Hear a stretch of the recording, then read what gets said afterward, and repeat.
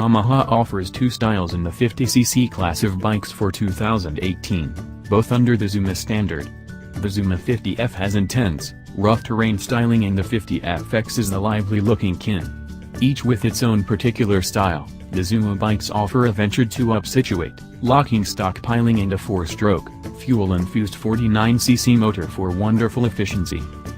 While everything in the engine, in a manner of speaking, is the same, the Zuma 50F and 50FX give two particular vibes with only 2 or 3 contrasts between them. The Zuma 50F gets that rough terrain look from twin headlights and a gear rack on the back snatch bar. The lively 50FX has a solitary fog light and a snatch bar sans the rack. The progression through deck has a passage that houses the fuel tank, which adds to the low focus of gravity, yet in addition denies you the freight deck for capacity between your feet. On the off chance that is an issue, you can examine the embellishment index and include a best case in either the 6.6 gallon or the 11.4 gallon estimate. There is a front pocket for little bits, for example, your telephone or wallet, and a front-mounted collapsing snare gives you a place to hang a shopping pack or a purse, which balances the loss of the load deck.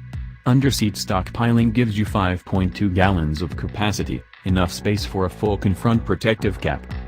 Yamaha begins appropriate with a legitimate subframe instead of a unibody get-together that uses the sheet metal body boards and squeeze welds for inflexibility.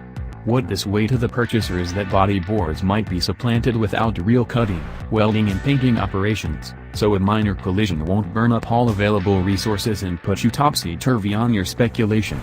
The production line laid out the casing and fuel tank with focus of gravity, simplicity of mounting and taking care of worries as a main priority, immeasurably critical angles for the scootering swarm.